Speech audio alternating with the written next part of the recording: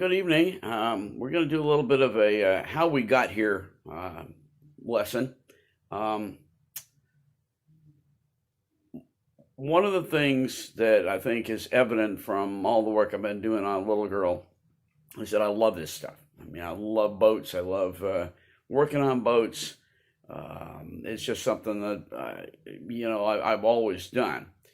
Really, what happened was it all started when I was about I think maybe 8 years old, and we're living on a small farm in South Shasbury, Vermont. And in the evenings, my dad would come and sit in this chair, the one I'm sitting in right now. That's why I'm sitting in it. And uh, I would get up on this arm over here. I'm pointing to the left-hand arm of the chair. I would get up on that arm of the chair, and my dad would read me Treasure Island. And I tell you what, when Dad started reading that, we were gone. I mean, we were in this tiny living room in a tiny farmhouse in the hills of South Shasbury, Vermont, but we were gone. Both my dad and I, we just thoroughly got off on that, and um, as a result, it captured my imagination. I mean, I was a kid. I was 8 years old. Not long after that, my granddaddy, who was actually my great grandfather, that I knew very well and used to go and visit him over in Chester, Vermont.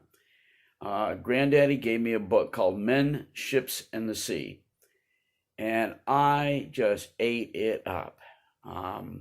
Learning about rigging, learning about tall ships, learning about different kinds of sails, lateen and square riggers and Marconi, and just learning all of it.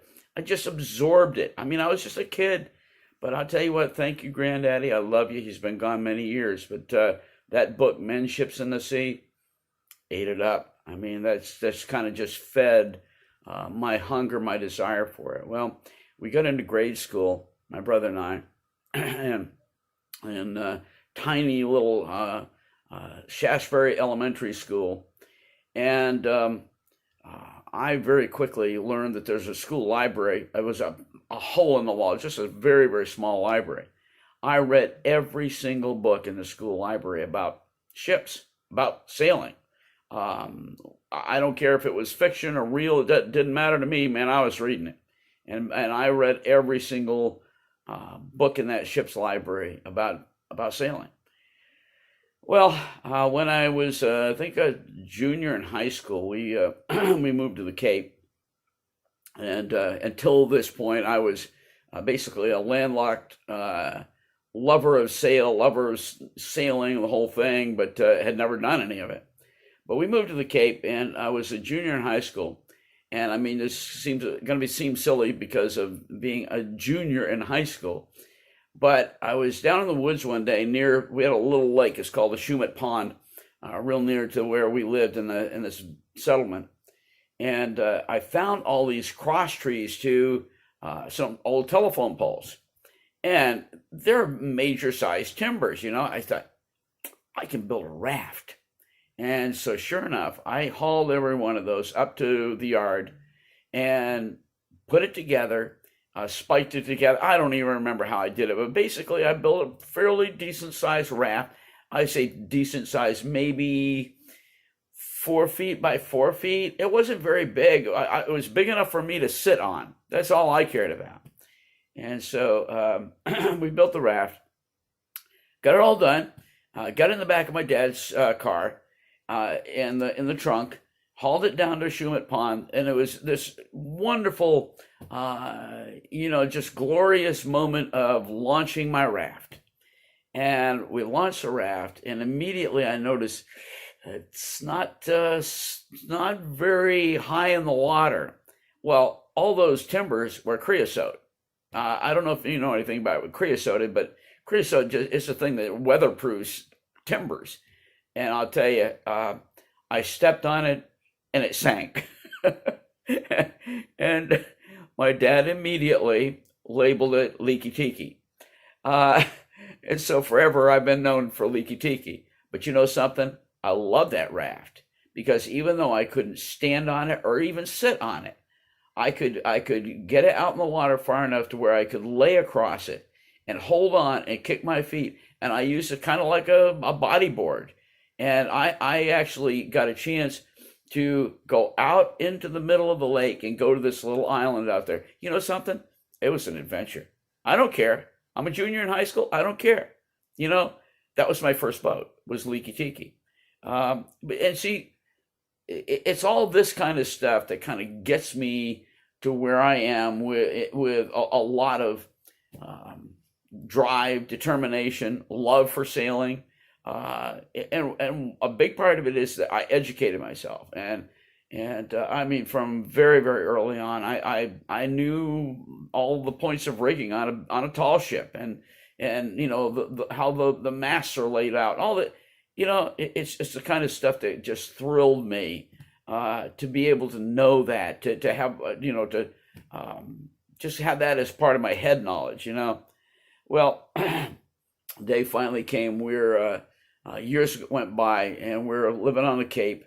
And I just talked to my brother this evening, and I found out it was 1987, probably late 87, that he bought Slipaway.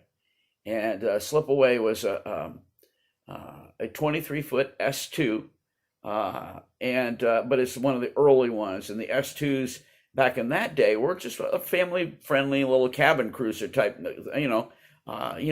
sloop rigged. Nice little boat. And Gary and I, he was learning right from the ground up. I mean, he had to have a couple of friends go with him, both with sail experience, to sail it back from Falmouth, Massachusetts, up to Katuitt, where he was going to where he managed to get a mooring. And but Gary and I immediately began sailing together, because I was already fired up about it. And we did several sails, sailed out to Martha's Vineyard, and did some overnights out there. Pulled into, I'm trying to remember what it was. It wasn't Vineyard Haven, Oak Bluffs. We pulled into Oak Bluffs for the night, and got a mooring, and we're out there. Went and saw the town, did Mad Martha's. It was just a wonderful time. But then the next morning, my brother's so cheap. Next morning, my brother gets up and says, "Ever up and out of Swabbies?" And he said, and so he got us up and out of there before the harbor master had a chance to come around and collect the mooring fee for the day. I bet they don't do that anymore. I bet they collect it when you come in. But anyway, we just thoroughly enjoyed that kind of stuff. I think it was 91. I crewed with Gary, and we were in the Fagawa yacht race together, which takes off from Lewis Bay, just outside of Hyannis, Lewis Bay, and sails all the way to Nantucket. And it's just an awesome sail day. And I mean, we were in our own class, and I think we came in 9th in the class, which was not great, but it's not bad. I mean, there's a lot of boats in that tournament. And I remember going out there. We were, the wind was right at our back, and we were sailing wing and wing for the whole way into Nantucket. And I was a human, what do they call it? Jib pole? That's not the word. Yeah, I had my back against the cabin and my feet way out over the water, holding the jib out. So that we could just sail really nice and solid wing and wing, and that it wouldn't be collapsing on us. And loved every bit of it. Sadly, the trip back was kind of dull because the winds died. But boy, that was just an awesome experience. So anyway, gives you a little bit of background. My brother and I have been sailing Slipaway now for 31 years, and we are so in tune with each other.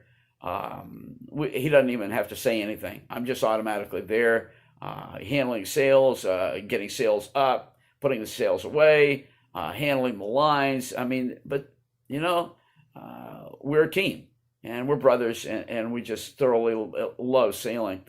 Sadly, he's getting to the point now where he's talking about unloading Slipaway and getting what I call a stink pot, a cabin cruiser. I think he's getting to the point where he just likes the idea of being able to turn on an engine and make a trip out to Nantucket or out to Martha's Vineyard very quickly instead of depending on a sail. But you know something, and this is where I'm going to end this video. To me, the thing that makes sailing the awesome experience it is when you get out there and you got your motor on just to get out through the narrow, down the narrows, or out through the cut, whatever. You get down to where you can get out into Nantucket Sound, and you shut off that stinking motor, and the noise goes away, and it's just the sound of the water running by the hull and the wind in the sails and silence. I'll tell you what, that is what sailors live for. And I love it. And I don't know that I'll ever live by the water again. I hope I do. I'm preparing little girl so that I can go there, moor out, do whatever, so that I can use her as my excuse to get away. So that even if my brother's sails slip away, and I hope he doesn't, I'll have my own boat to go and still be out there on the water and enjoying the glories of sailing. So, guys, wanted to give you a little background on it, on my background on sailing and why I love it, and why from the moment my dad started reading Treasure Island to me, I was gone, and I've been gone for a lot of years now. And anyway, well, listen, thanks for listening. This is kind of a different sort of episode. I hope you enjoyed it, and we'll leave it right there. God bless. Have a good evening, and we'll see you on the next trip. Bye.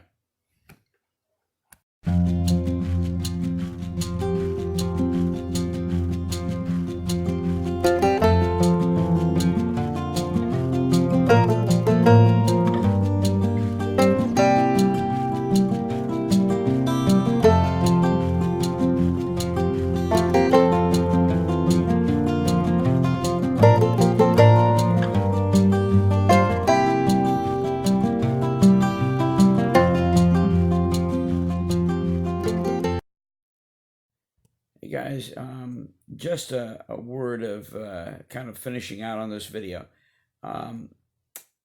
One thing I did not include on this was the time that I spent building, and well, actually designing and building a 12.5-foot Cape Cod oyster skiff from scratch.